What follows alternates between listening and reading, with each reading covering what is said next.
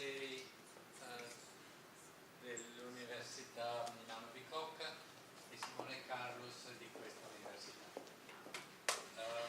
This university, sorry. Slurs and Negation.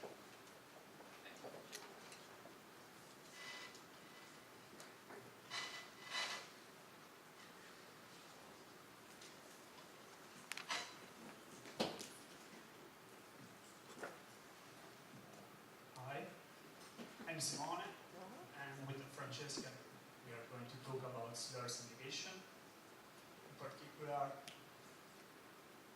we are going to present some empirical findings on the topic that we hope can enrich the debate on the semantics and pragmatics of slurs.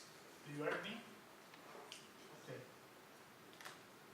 This is the outline, where you can see that we are going to present two different behavioral experiments, two questionnaires. And let's start with a brief introduction that can integrate what you already are presenting. Slurs are derogatory epithets, you know, that ordinarily target people on the basis of race, sexual orientation, etc. One main difference between other pejoratives seems to be the fact that slurs have a neutral counterpart, so faggot, homosexual, Italian, woke, etc. And a very interesting future for philosophers of language and linguists is probably their meaning, because they seem to convey in the context a complex meaning. You can see an example like Leo is a faggot, seem to convey a descriptive content, something like Leo is a male homosexual, but also a derogatory content that we can try to paraphrase like in this way, like homosexual or domesticated. This complex content is accounted for in different ways. In literature, we find two big families of theories, semantic theories and pragmatic ones. The main difference between these two families of theories is that, according to a semantic theory, both the descriptive content and the derogatory one is literally said. So it is relevant for the true conditions of the utterance in which the slurs is embedded. Whereas according to pragmatic theories, just the descriptive content is relevant for the true condition, and the additional content, the derogatory one, is pragmatically conveyed. There are different proposals.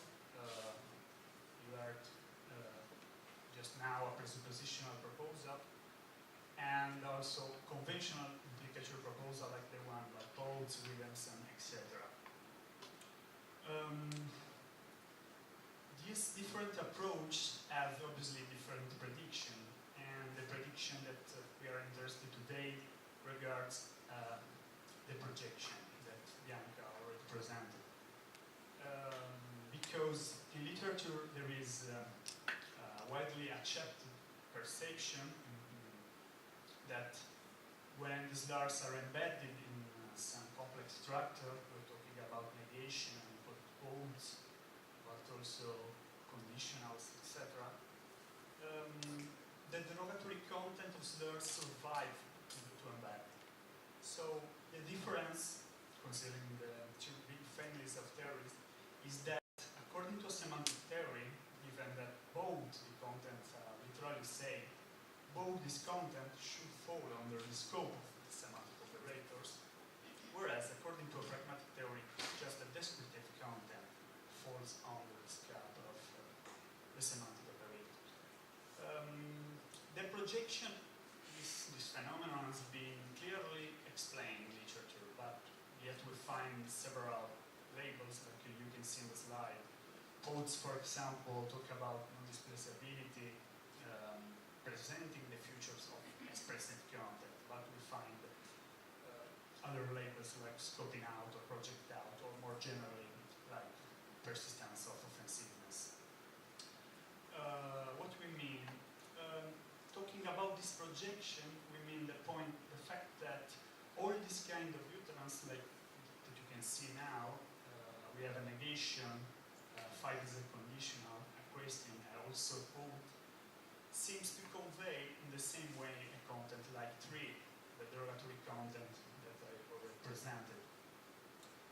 And this fact is strange in some way for a naive semantics. Actually, there is a difference for which to regard the quote, because if you assume, for example, a presuppositional count, like the one proposed by Schenker, but also by Bianca, a uterus like 7 should not be perceived as offensive toward homosexual, or better, the speaker of 7 is not committed to this fact. Because verba dicendi, according to Cartoon in 1973, constitute presuppositional flags, not all, so they block the pragmatic content. Whereas according to Pikachu account, 7, also the speaker of 7, that is just quoting another speaker, should be perceived as derogatory. Both talk about the immediacy property, saying that in the case of slurs, but also the other expressives, the utterance become derogatory on the word exactly in the moment in which the slur escapes the speaker lips. Okay. So the first experiment, the first behavioral experiment, was thought to check if actually participants perceive the scoping out, the projection that philosopher proposed in literature. Francesca submitted a questionnaire to 152 Italian undergrad students, with a majority of females, and the questionnaire was divided in 2 parts. The first part was directed to create a baseline, and so speakers evaluated the words in isolation. The materials was 32 words, 8 slurs, 8 neutral counterparts, 8 controls, and 8 bad words. And you can see in the table, in Italian with the translation in English, as you can see, the participant rate on a 7-point scale, a Likert scale, the offensiveness of all these items in isolation. And the second part, the most interesting, was directed to check if they perceive the same or different offensiveness when all that kind of words were embedded in the structure that we are considering, so negation, antecedent of conditional, indirect records, etc. And here you can see also an example of the question that the participant found in the question. In this case, as you can see, there is a speaker, Claudio, that produce a utterance that is a negation containing a slur, and the question that asks how much the speaker was offensive. So, you can see the result. The result, this is the baseline, so how much they evaluated as offensive the words in isolation, violet slurs, and red bad words. As you can see, they was evaluated as very offensive and with a similar degree of offensiveness, differently, clearly from neutral counterparts and controls. And then here the results in the linguistic context. Also in this case, as you can see, the result confirms the proposal by the majority of the people that is studying slurs, and the results are most clear for which regard the antecedent of the conditional and the questions.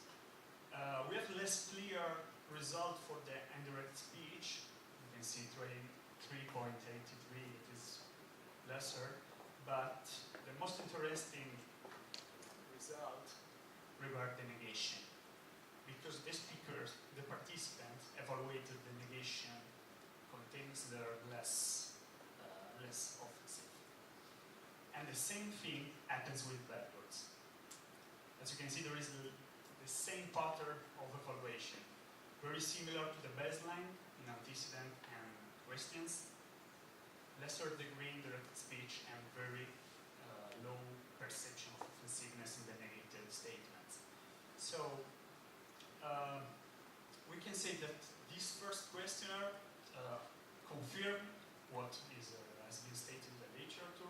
So the fact that the derogatory content of slurs seems to survive to semantic operators, and this is very clear in antecedent of conditional questions. We have less clear result regarding indirect reports, and maybe this is better explained by a presuppositional approach with respect to an implicative approach. But the very surprising and interesting result of this questionnaire was the result on negation, because actually all the theories in literature agree that negating a slur should not have effects on its offensiveness. So, in order to explain this particular result, we hypothesize that participant might have interpreted the speaker statement as a metalinguistic negation, and so the following, the next questionnaire that Francesca is going to present you was directed to test if this hypothesis is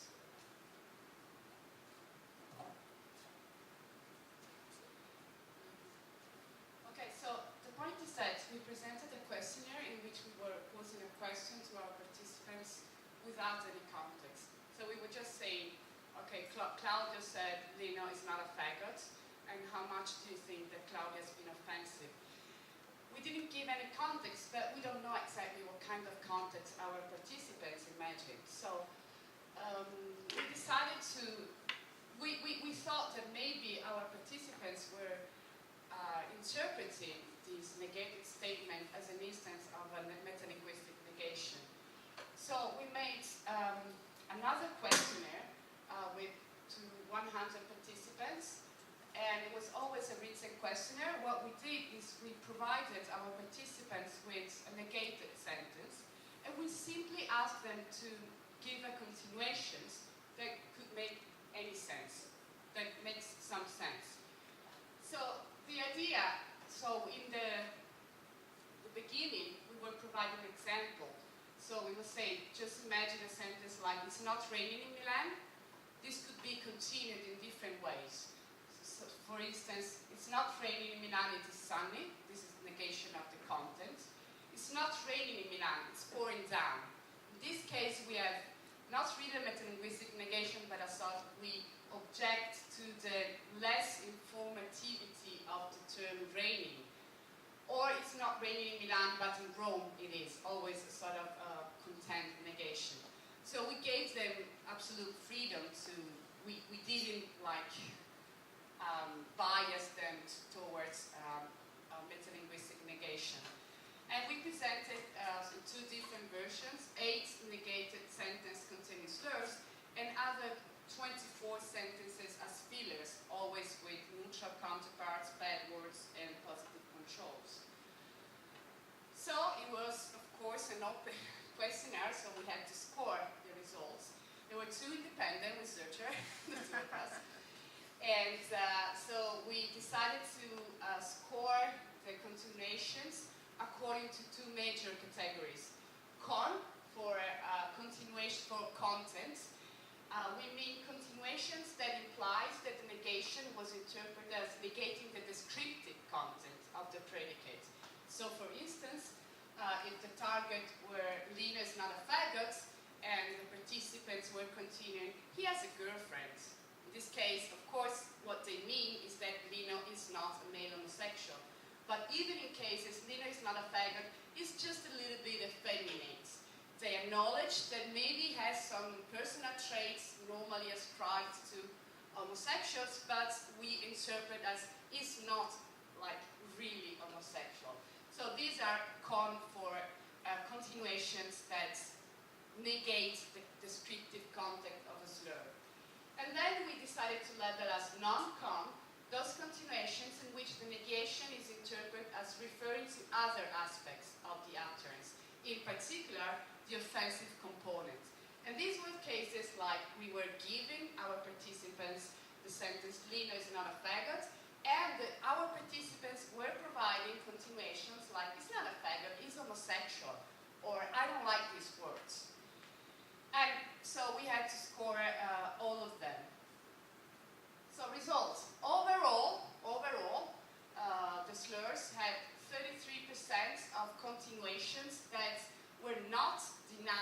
that, like, the subject was belonging to the target group, but were denying other aspects of the utterance, in particular the offensiveness part. And it was rather high variability amongst the slurs we tested. In particular, sentences like Lino is not a muso giallo, which is something like chink, not exactly, had 49% of non-con continuation. Here you have all of the numbers. Also very high non-con continuations for nigger and faggots, whereas terrone, which is a very common slur in Italy to refer to Southern Italian, only 22% of non-con continuations. So these results seem to suggest that, at least in this study, a rather high percentage of participants did interpret a negated slur out of the context as a metalinguistic negation, that is, as negating other aspects of the sentence, of the slur, but not of its descriptive context.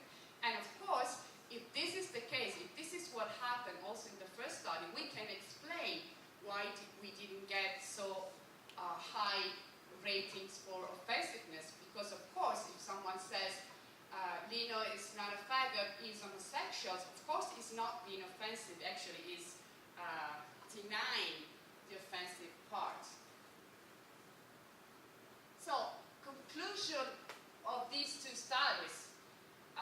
We first ran the first study to try to evaluate what the scholars claim about the content of slurs, and so the semantic and grammatic approaches, and in particular we tried to test the predictions that follow from the approaches. In particular, the survival or not of the offensiveness of slurs in various linguistic contexts. And we did confirm that slurs offensiveness appears to scope out from the antecedents of conditionals and questions. We get really the same offensiveness scores as for slurs in isolation. As for indirect reports, Simone highlighted that this should be one of those contexts that should help distinguishing predictions from a presuppositional approach and a conventional implicature approach. Because according to conventional implicature, there's this immediacy, so even a person who reports a slur uttered by someone else should be considered to be offensive.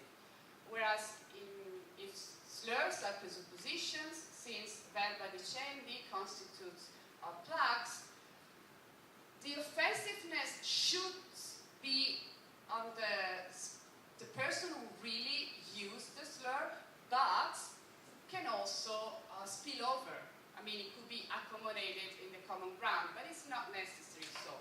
So we have these mixed results in which we have a slightly less offensive, so this could be interpreted as more evidence in favor of a presuppositional account, without indexicality.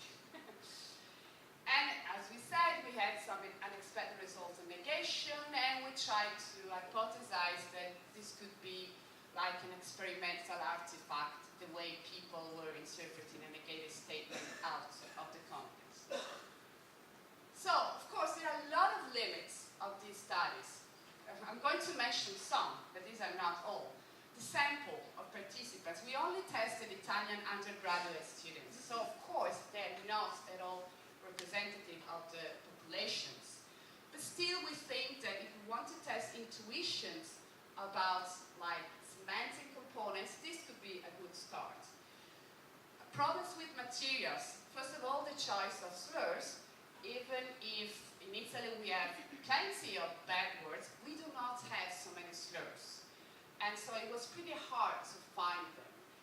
And so we also had problems, we are not really sure also, Rod was saying, do slurs need a neutral counterpart or not? So it's not really clear what counts as a slur. So I didn't say that, but in the second experiment we introduced two new slurs because two others didn't really function, like skew for policemen, a head shrinker for psychoanalysts.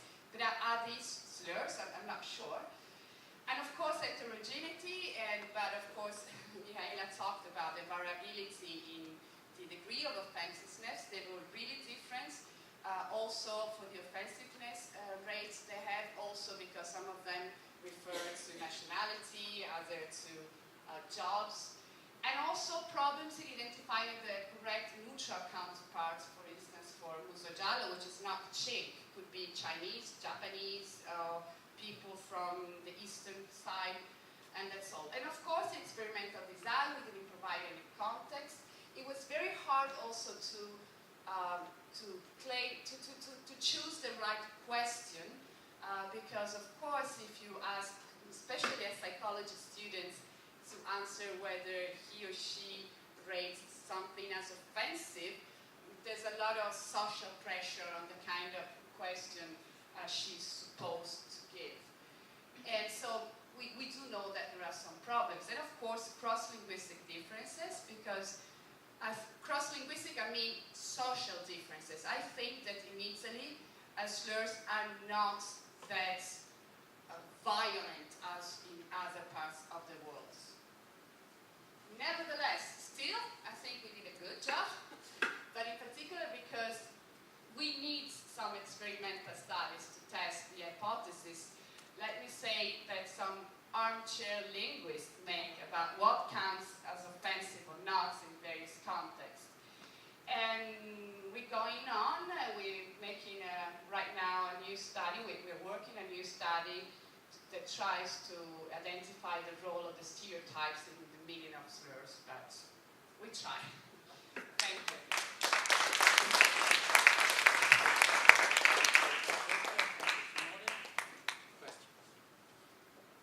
I was wondering what sentences you used for the indirect reports.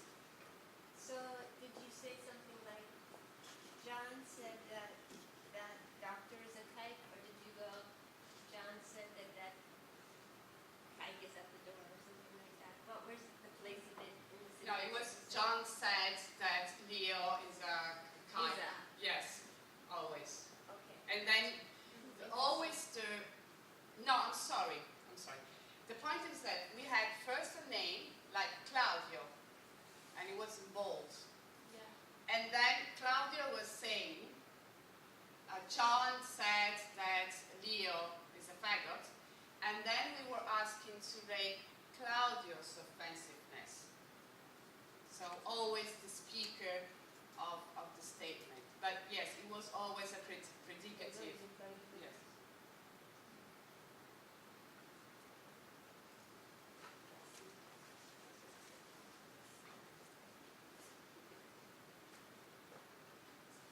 Yes, so about the negation puzzle, I was wondering if there is perhaps a simple solution to the puzzle that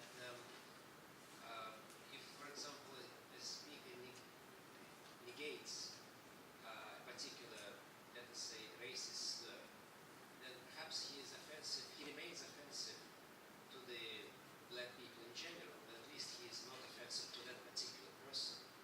Right, so there is a reduction in offensiveness. Right? It's not that offensiveness disappears, but there is a reduction of some kind. I think that also Claudio made this objection to. So you say, like we were saying, Claudio said Lino is not a faggot, and we were asking whether Claudio was offensive. So maybe our participants could have interpreted as offensive with regard to Lino. But what we meant was offensive in general with regards to all homosexuals, so the despicable parts. This could have been, in general, so that participants were interpreting offensive not with regard to the target person, because it was denying, but we meant the other thing. The point is that also when we use the slurs in antecedents of conditionals and questions, there was no direct offense with regard to anyone. So for instance, with conditionals, Claudio was saying something like, if Leo is a faggot, we should ask him. Or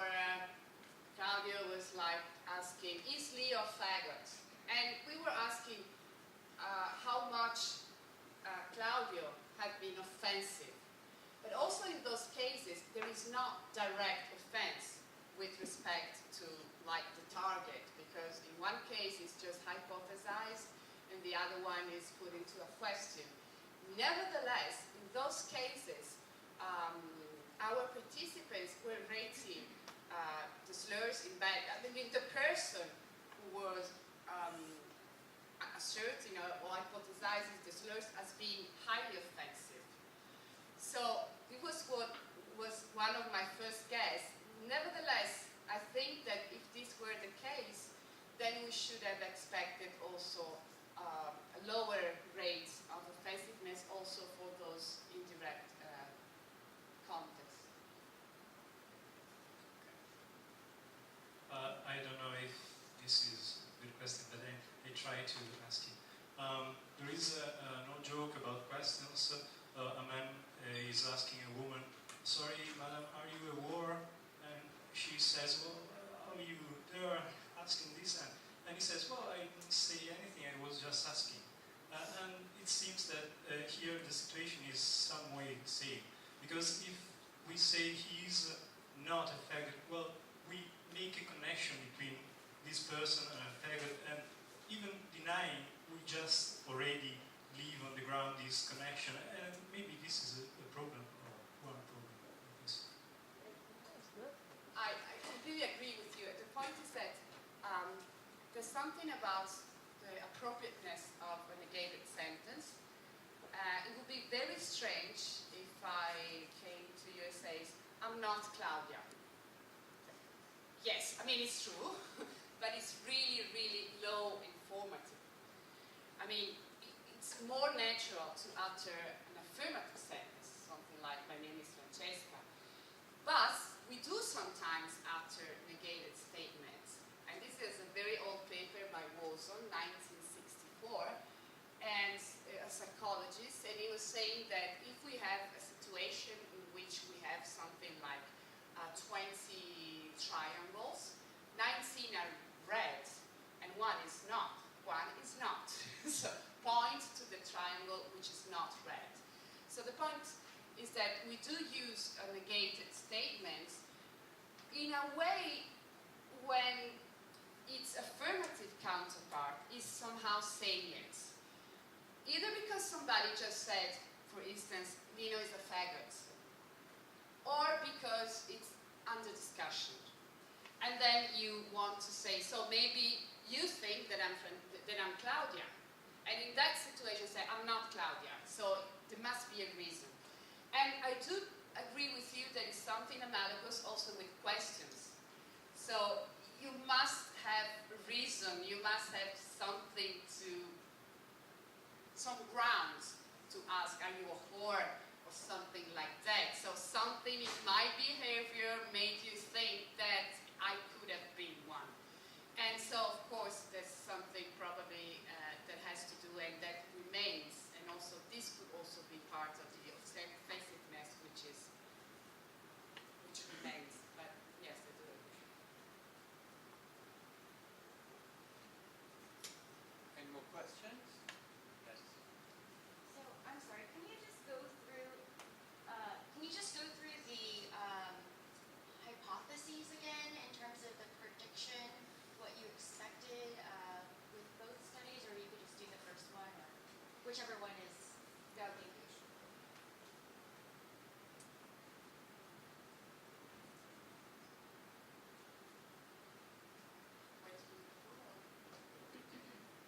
So the idea is that, like, linguistic or philosophical approaches to slurs says that they have a mixed content.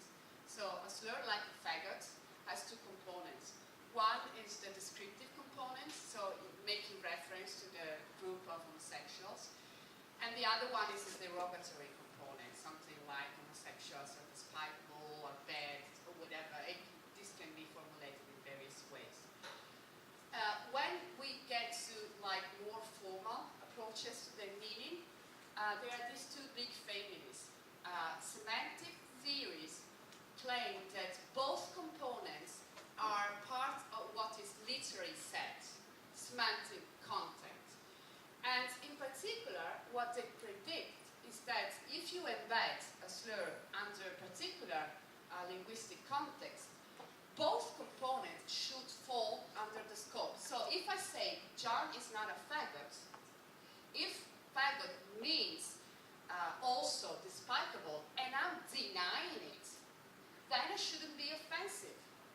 naive semantic theories. Something like John is not a bachelor. You can go on, is married, or is a female, or is not an adult. In these cases, I mean, that's a presupposition, doesn't matter. So semantic theories would predict that if the derogatory component is part of what this literary says, if you hypothesize this, if you put into question, then you're not being offensive. Other families of theories as pragmatic approaches, and they say, no, only the descriptive component is part of what this literary says, and only that component falls under the operators of negation, blah, blah, blah.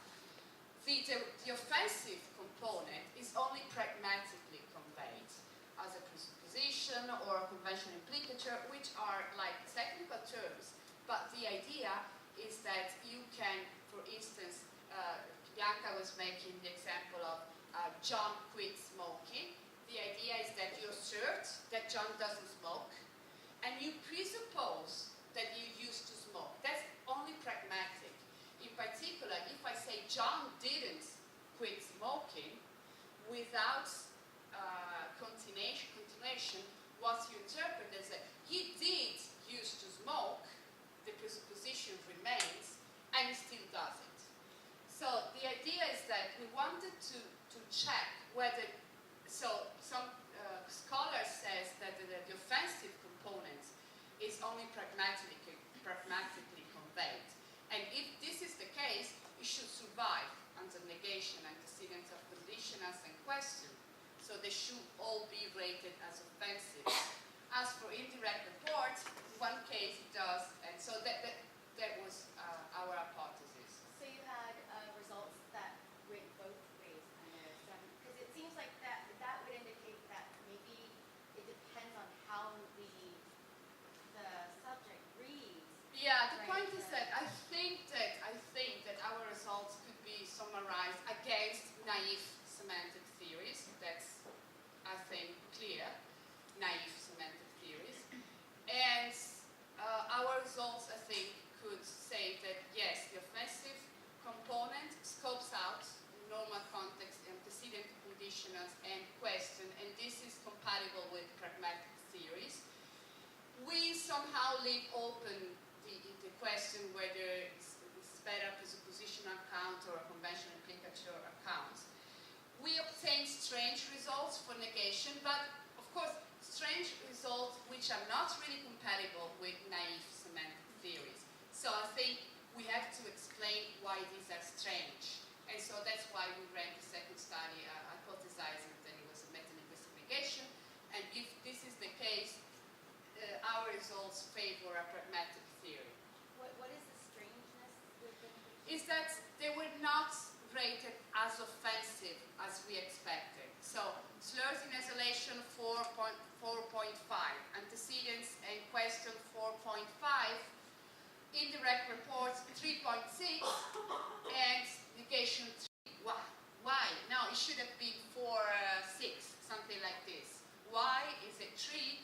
Well, maybe at least some of our participants interpreted not as real negation, so that's why we can explain why.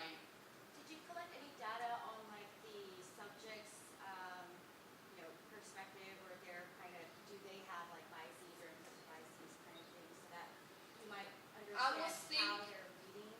I was thinking about that, but implicit assessment task of these things.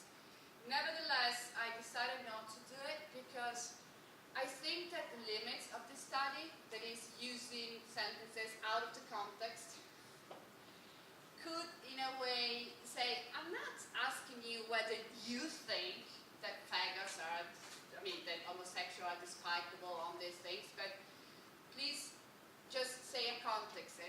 But of course, we never evaluate context, the sentences without any context. We make up one, but so I'm not really sure what kind of.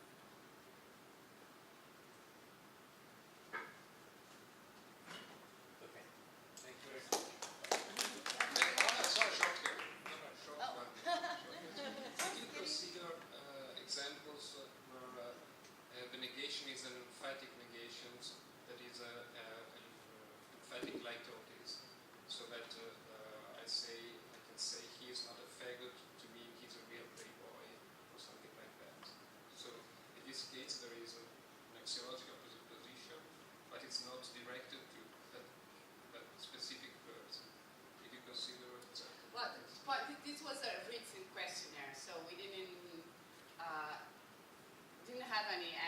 this, of course, it was written.